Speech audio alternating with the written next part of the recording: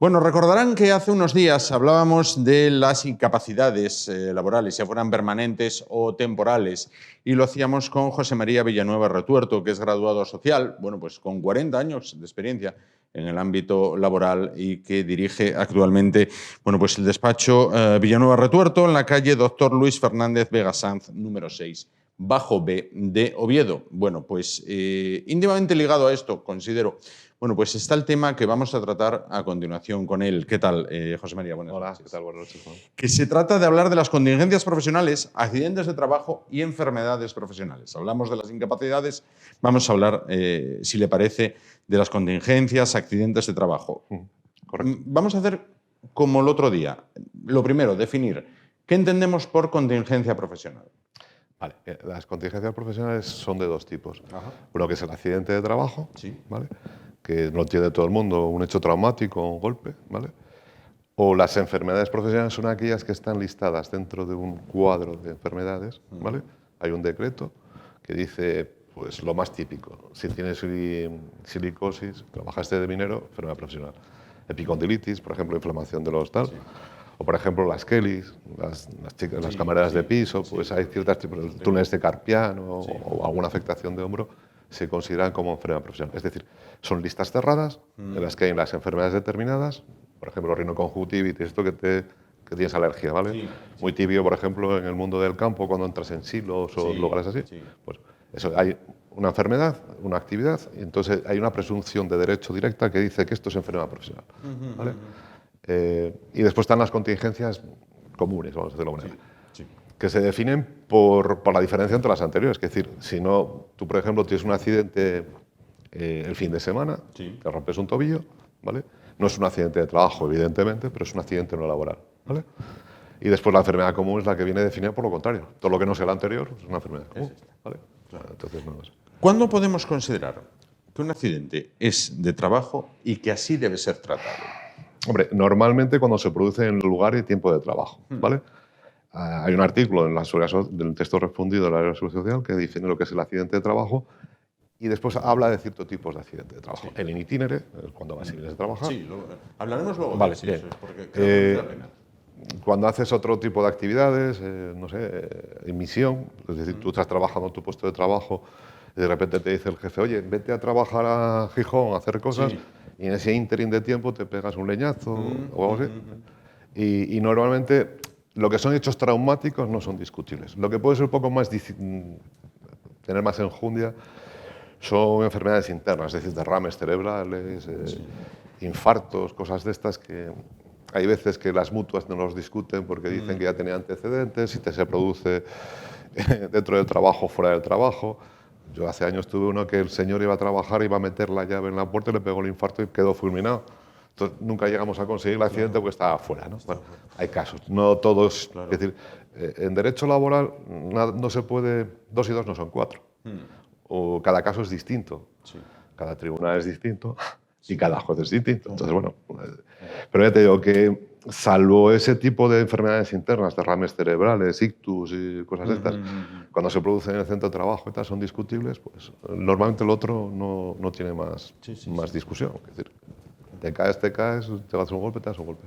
A la hora de pleitar, ¿las mutuas son tremendamente duras o esto también hay que desmitificarlo quizás por lo que hablábamos bueno, hace unos días, ¿no? Con las películas donde las aseguradoras norteamericanas son como... A ver, yo espero que no me escuchen los compañeros de las mutuas, pero son bastante cañeros. Son muy cañeros. Sí. A ver, date cuenta que, por un poco de separar las cosas. Las mutuas se generan antes de la historia de lo que es la seguridad social. Son mutuas que eran por actividades, ¿no? Hace años había 13.000, 14.000, bueno, estoy exagerando, pero había muchas mutuas y poco a poco el gobierno las ha reducido, ¿no? Pero son 25, una cosa así, las más fuertes, menos fuertes. Cuando son contingencias profesionales, lo sacan ellas de sus cuotas que sacan, ¿vale? Con lo que intentan defender el tema para no pagar. Claro. ¿Qué pasa? Al final de año, las mutuas son entidades sin ánimo de lucro, pero los beneficios tendrían que revertir seguridad social. Entonces, muchas veces hay una lucha entre cliente, trabajador, mutua y seguridad social. Entonces, entre los tres nos pegamos ahí los tres. Claro. Pero normalmente, cuando vas a un pleito de accidente o enfermedad profesional, siempre vas a tener en contra mutua de accidentes de trabajo y Seguridad Social, en el instituto. Claro. Y son cañeros. Bueno, todo accidente ocurrido dentro de la empresa, es por profundizar lo que me decía Sí. antes, ¿no? ¿Debe ser considerado accidente laboral? Debería, salvo aquellas enfermedades que te digo que puedan... Que puedan ocurrir también fuera del trabajo. No ese es el concepto, No. porque, por ejemplo, tú imagínate, a ver si te los puedo explicar. Di tú que esta casuística que no se me coja al pie de la letra, Sí, sí. porque hay mucho detalle, entonces, por genérico. Tú imagínate un señor que tiene un dolor precordial, que tiene un dolor en el pecho, Sí. ¿vale? Es fin de semana, un domingo, está currando ahí tranquilo, está en casa tranquilamente. Sí. Va al día siguiente a trabajar y de repente tiene un trabajo de esfuerzo físico, le pega un infarto. Sí.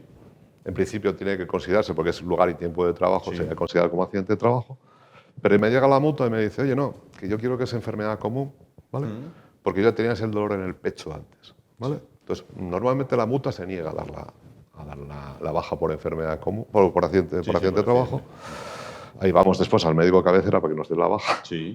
por enfermedad común e iniciamos un proceso de cambio de contingencia, ¿vale? Y ahí, por ejemplo, en este caso, ya que lo puse tan fácil, es porque con independencia de que tuviese un dolor precordial o no anterior a entrar a trabajar, es que está haciendo trabajos de esfuerzo físico. Sí. Y puede haber una relación directa entre el esfuerzo físico y el infarto. Entonces, pues, se puede ganar. Es decir, pero eso con casi todas las demás. Pero los demás hechos, lo que sean traumas directos y tal, no dan lugar a discusión. Hay otra historia, que es que muchas veces tú tienes una enfermedad, por ejemplo, cuando vamos cumpliendo edades, la columna se nos estropea, Sí, por decir una sí. cosa. Y tú nunca sentiste nada, ¿vale? Y de repente un día pues te tira una alfombra encima de la cabeza, como me pasó hace poco con una clienta, que le cayó una alfombra encima de la cabeza. Y claro, tiene un latigazo cervical. Entonces la mutua en principio se niega a atenderla porque considera que es una enfermedad común, ¿vale? Entonces hay que iniciar un proceso de cambio de contingencia y seguir el proceso después. Últimamente, mutuas, cuando hay un proceso de ese tema, ellos dicen, como ya estabas jorobado antes, yo te curo lo que se agravó con el alfombrazo, Claro. y después lo otro que Ese trozo sí, la otra parte no, ¿no? discutible, ¿vale? Claro, Eso estoy muy en contra de esa consideración, porque dentro del concepto de accidente de trabajo hay una cosa que dice que es la agravación de aquellas patologías que sean de enfermedad común, que se agraven o se desarrollen a raíz del accidente. Pero bueno, eso es harina de otro costal. Pero vamos a tratar de rizar un poco el rizo. Vamos a suponer que una persona no realiza un trabajo de esfuerzo físico, realiza un trabajo de oficina, por ejemplo, Sí, ¿bien? sí. Donde no es esfuerzo físico, y le dan infarto en el lugar de trabajo, en horario de trabajo, que le pudo haber dado 3 horas más tarde y lo hubiera cogido en casa. ¿Se consideraría accidente laboral? Podríamos considerarlo. Depende el estrés, la carga de trabajo, depende si hay antecedentes o no hay antecedentes. En principio, no debería tener ningún tipo de problema. Claro. Pero bueno, pero ya te digo, ahí tendríamos que buscar si hay una carga de trabajo importante, si hay mucho estrés, mucha tensión, exceso de trabajo, exceso de horas. Todas esas cosas influyen en la patología cardíaca. Claro. Es decir, cualquier tipo de estresante y tal no es bueno para la patata, como dicen los No, cardiólogos. sin duda. No es nada bueno. Bueno, no es. Accidentes sin itinere, que antes Sí. apuntaba. ¿Cuándo consideramos que se producen? Bueno, cuando vas y vuelves de trabajo, Sí. con 3 características fundamentales. El tiempo la zona de desplazamiento, si es habitual, es decir, si yo vivo en González de Sada y yo tengo el trabajo en la Cayuría, puedo subir y bajar todos los días por el mismo sitio. Ahí se entiende. Segundo, la forma de desplazarte, si en bicicleta, andando, te estoy exagerando, coche, lo que sea. Y la que puede dar más problemas, que es el tiempo de traslado. Es decir, yo si de mi casa al despacho, en condiciones normales, andando, son 15 o 20 minutos, ¿vale? Pero tengo el accidente porque me paré a tomar un par de copas con mis amigos, ahí ya se rompe el nexo de causalidad. Y ahí puede la empresa, sobre todo las mutuas, considerar que no hay un accidente de trabajo en Chile. Claro. Pero normalmente son esos 3 requisitos. Claro. Imaginémonos que yo vivo, por ejemplo, en General Lorza y el trabajo lo tengo en Uría. Claro, lo que no puedo es in itinere en Coyoto. Claro, ¿qué hacías en Coyoto? En Coyoto nada. Primero, si tu trabajo, tu desplazamiento, no hay que ser exagerado, pero decir, tardas media hora. Claro, si sales a las 6 de la tarde y te pegas el leñazo o tienes un accidente a las 9, pues no cuadra. Claro. ¿Entiendes? Entonces, y si te desplazas, no sé, en vez de andando pues en bicicleta o en patinete o yo qué sé, pues a lo mejor tienes hasta problemas también. Porque Está perfectamente explicado. Me gustaría saber también, vamos a ver, ¿qué ocurre que no sé si es común esto, cuando un trabajador sufre un accidente en el trabajo realizando una tarea que no le era propia, pero era por echar una mano. Pongo un ejemplo. Oye, hay que bajar aquellas cajas, voy a ayudar a mi compañera, que soy más alto que ella, entonces voy a echar una mano, pero mi trabajo no era manipular aquellas cajas. De repente las cajas cayeron y al que me dieron fue a mí. ¿Qué ocurrió? En principio no tendría ningún problema. La propia definición de accidente de trabajo detalla 3 o 4 causas que no son cerradas, pero, y una de ellas es cuando haces trabajo de distinta categoría, ¿vale? Bien encargado o bien por la mano. Es decir, en principio ahí no se aprecia ni mala fe por parte del trabajador, ni una... No sé, no habría ningún tipo de problema, quiero decir. Es habitual que muchas veces el jefe te diga, oye, como hoy por hoy se entienda que todos somos polifuncionales, podemos hacerte todo un poco, pues vete a tal sitio y haz esto, aunque no sean tus funciones, pues no hay un accidente. Bueno, eso después ya puede tener algún tipo de responsabilidades posteriores en cada empresa, por temas de prevención de riesgos, historias de esas, pero en principio no tendría por qué afectar negativamente a la calificación de accidente de trabajo y que el trabajador no tenga problemas. Se produce el accidente. ¿Qué es lo primero que tiene que hacer el trabajador? El pobre hombre, nada, que lo lleve en urgencia lo más rápido, depende cómo sea el trauma, evidentemente, ¿no?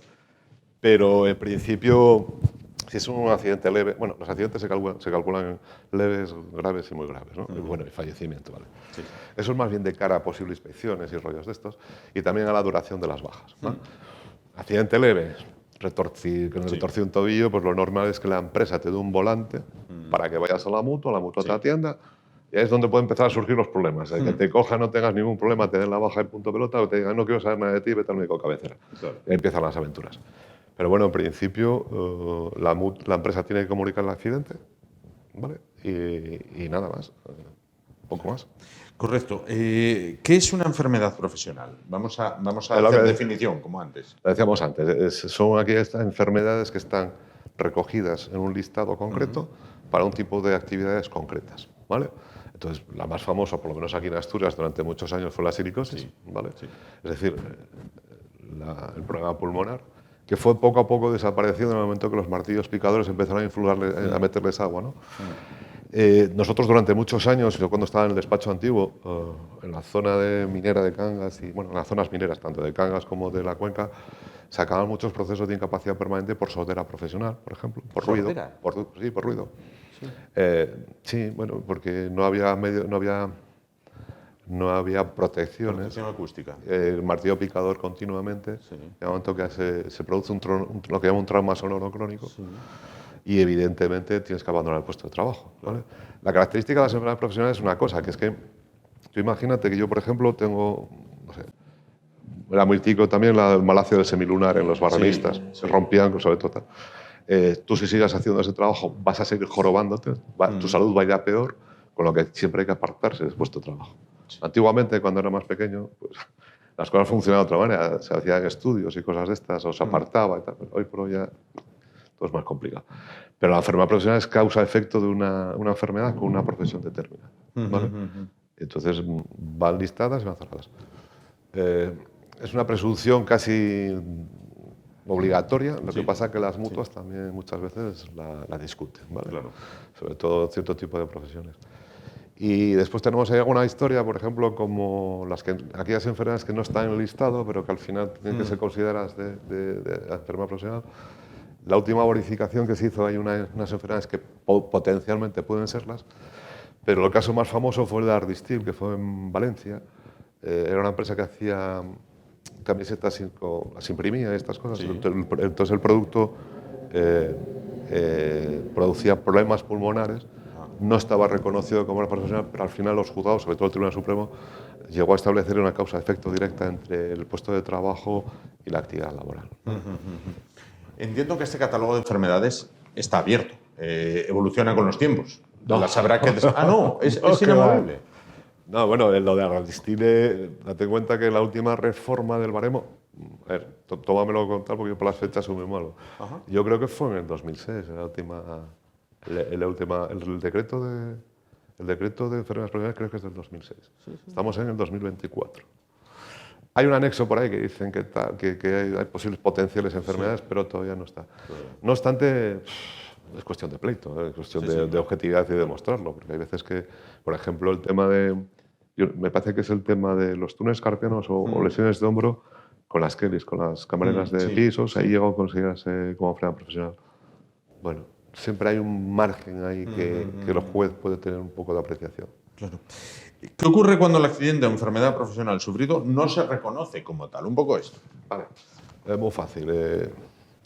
Es ir al médico de cabecera y dame la baja por enfermedad común, ¿vale? Iniciar un proceso que se llama cambio de contingencia. Sí. La tengo por enfermedad común, quiero que se me considere o accidente de trabajo o enfermedad profesional, ¿vale? Es un poco parecido al proceso de incapacidad permanente. Te llaman los médicos evaluados de seguridad social, emiten una resolución y te dicen es accidente, no es accidente, o es enfermedad profesional o no es enfermedad profesional. Todo eso recurrirá ante los tribunales, evidentemente, ¿vale? Mira, por ejemplo, hace poco, no sé, por ejemplo, un chico que tuvo un problema lumbar, se negaba porque decía que tenía antecedente de enfermedad común. Hicimos valoración de cambio de contingencia, al final le dieron la razón al chico y lo calificamos como accidente de trabajo porque se ha agravado.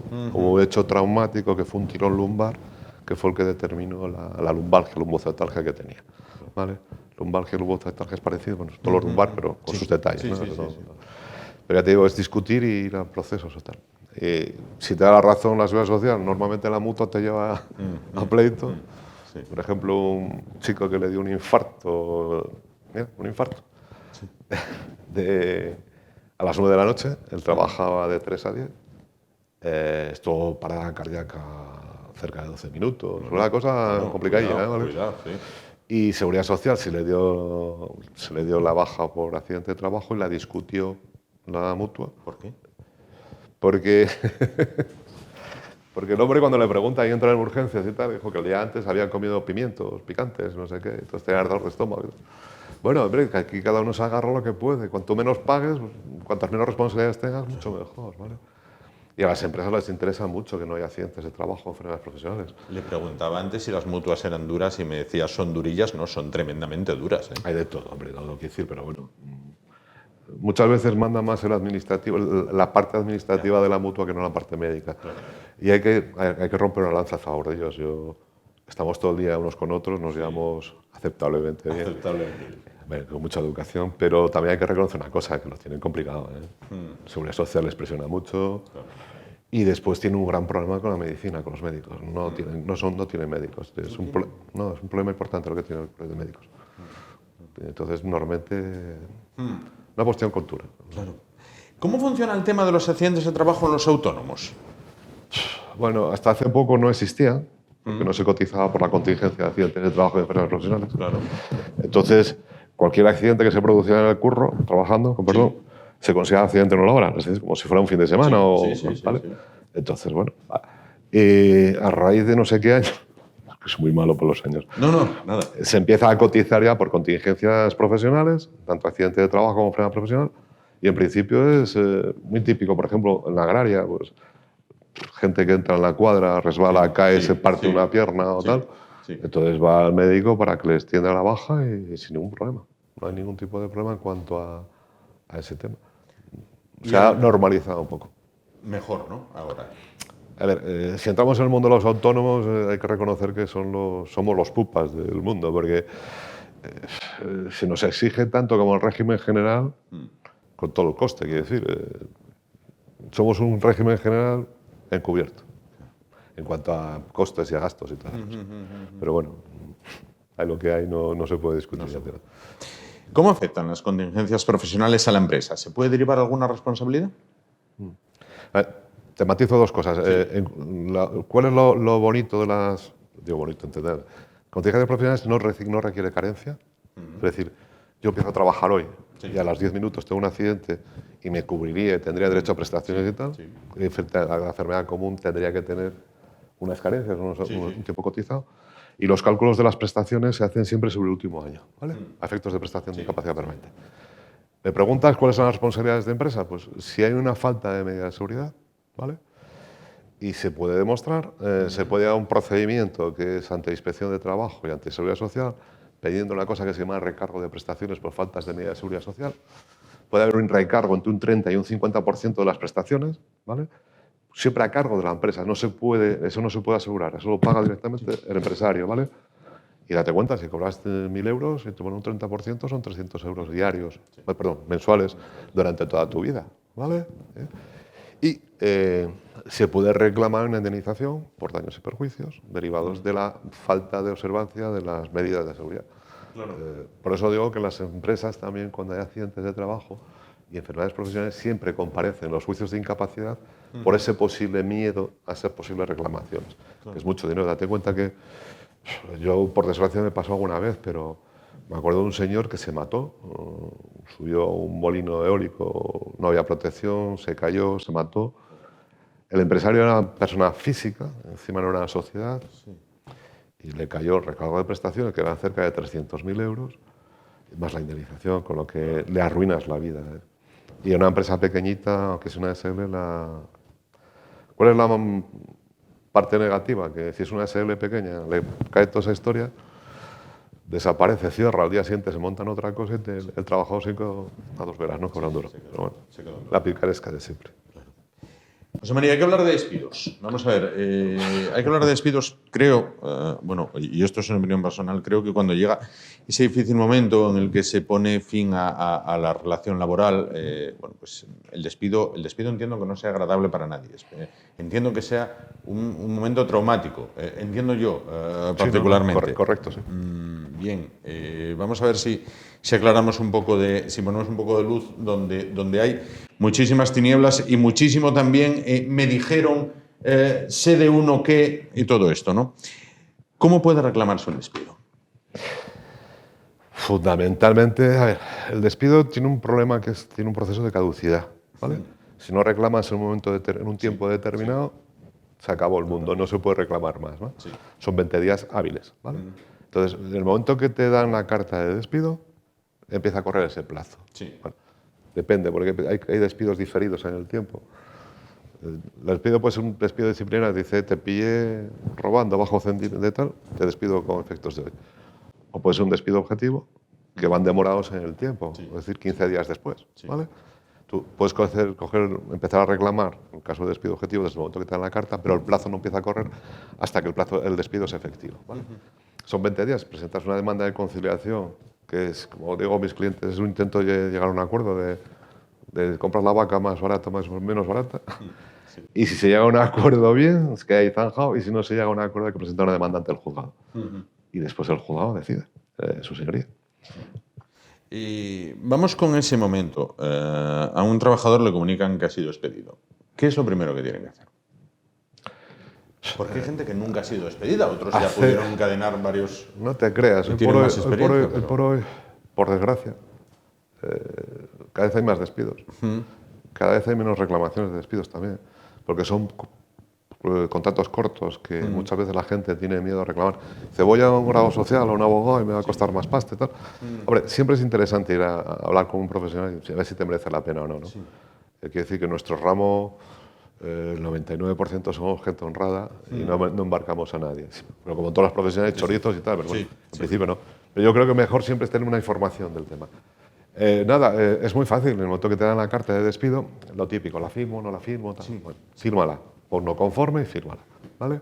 Tú en cualquier documento que vayas a poner, firmas no conforme. O sea, ¿vale? Se escribe... No conforme y la fecha. No conforme, la fecha y firma. Y firmas. Claro. La carta de despido lo único que está haciendo es darte un conocimiento de las causas por las que se te despide. Es una información. Es una comunicación. Es una comunicación. Yo rompo un contrato y lo rompo, tengo que darle una explicación. Sí. Entonces, yo firmo el papel diciendo no conforme y punto. El no conforme muchas veces más porque la gente quede tranquila, pero sería recomendable. Y si dan pasta, lo mismo, no conforme, aunque la pasta está bien dada, tú dices no conforme, dejas el campo abierto para poder recurrir y poner la fecha, ¿vale? Lo de la fecha te lo explico después si quieres, por otra circunstancia. Normalmente cuando hay despidos objetivos, temas económicos, incapacidades sobrevenidas, bueno, historias fuera, la carta... Yo te doy la carta hoy. El despido va a tener efectos, por ejemplo, al 30 de mayo. Yo el día que te doy la carta tengo que pagarte 20 días por año de indemnización. ¿Vale? Porque si no te los pago, ese despido está mal hecho, es improcedente. Entonces, hay veces que que se te paga más tarde. Es una forma de ganar un despido, de pasarlo de un despido objetivo a un despido improcedente. Cuestión de pasta, es decir, es más en la indemnización, no por otra cosa. Y es importante poner siempre las fechas, no otra cosa. ¿Vale? Entonces, para resumir, no conforme, coges el papelito, porque cuando vengas a mí o a otro compañero, quiero saber qué dicen, por qué te despiden. Claro. Si tienen los ojos azules o verdes, quiero saber por qué es. Claro.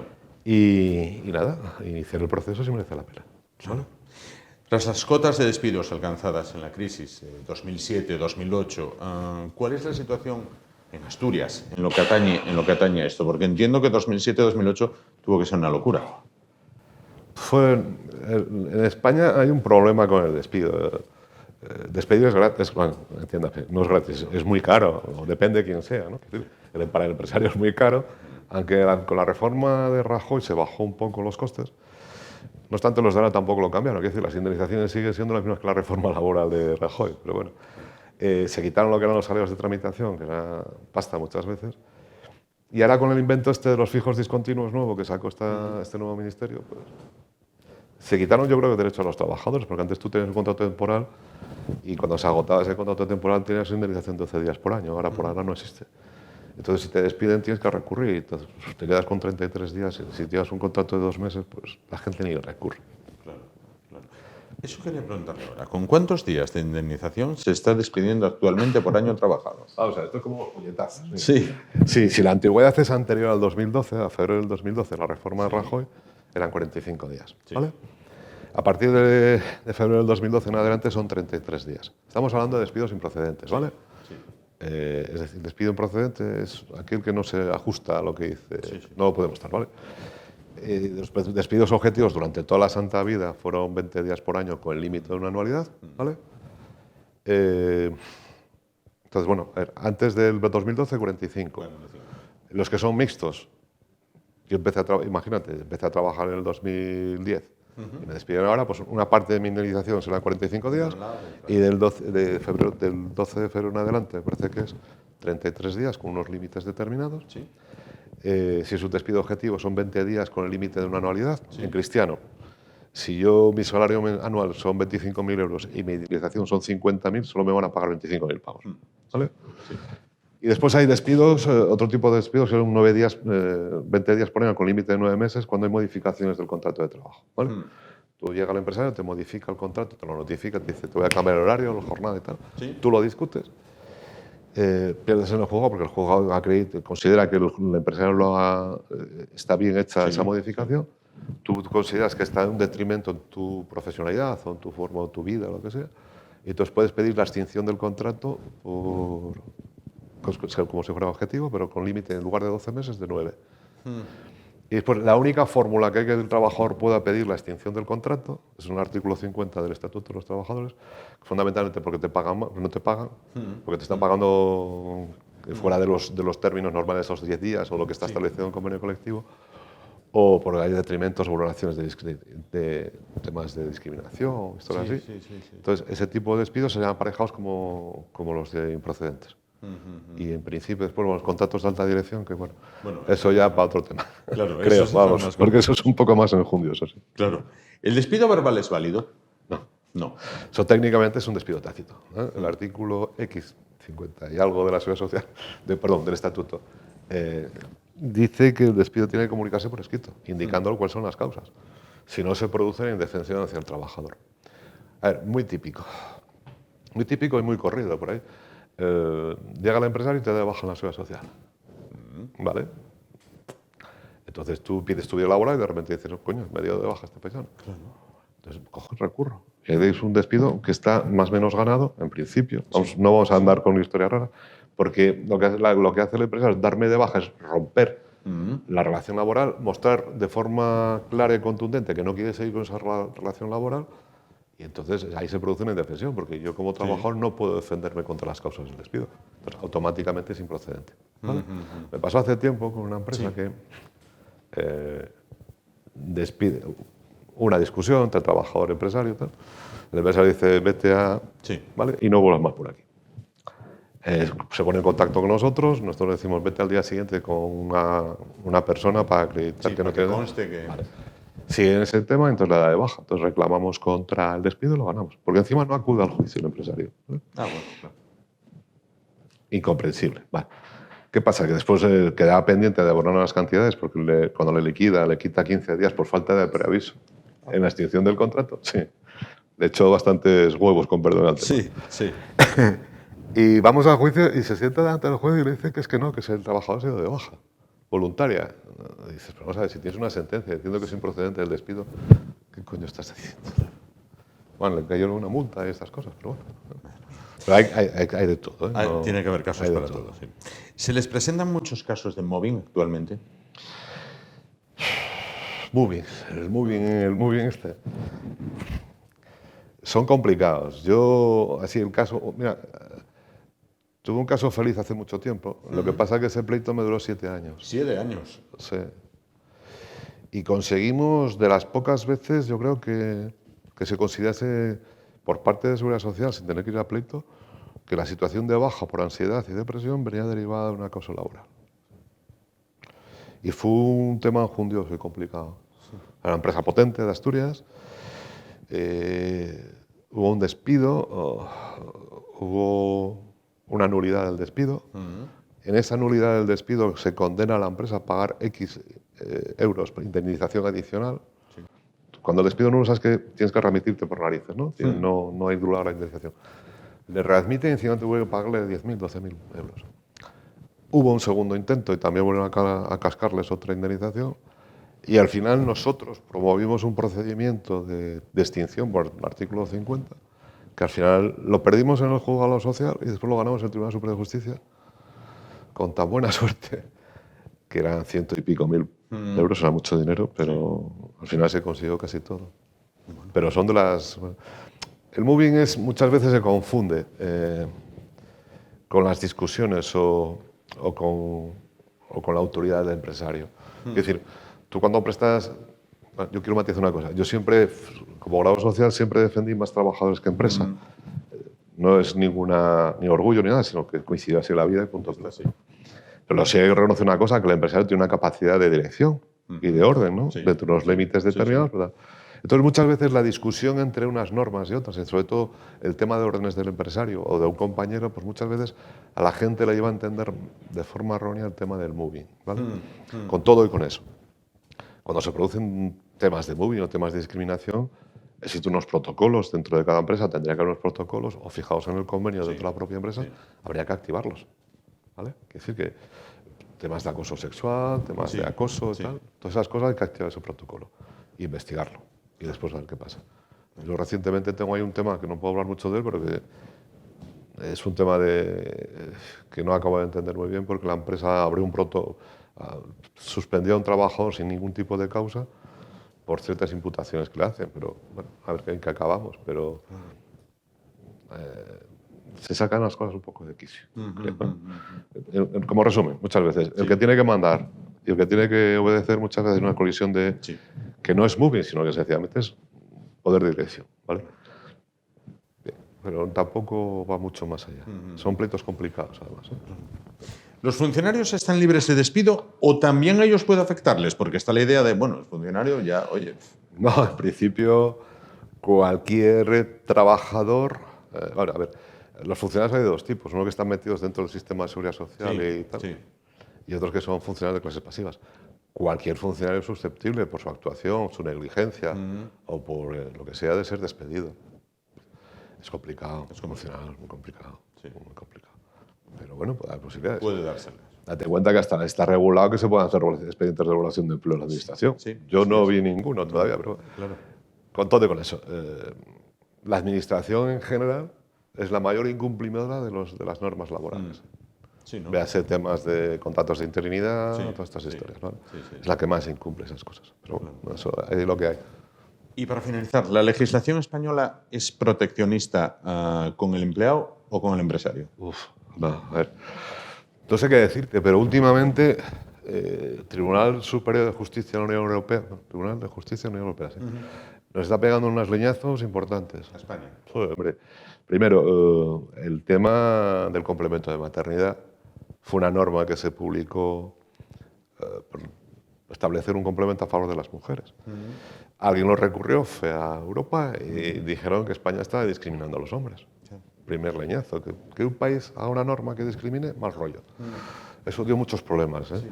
Después hubo otro leñazo así, que yo me acuerdo más o menos, que es que las empleadas de hogar no cotizaban al desempleo. Llegó a Europa diciendo, oye, esto es discriminatorio.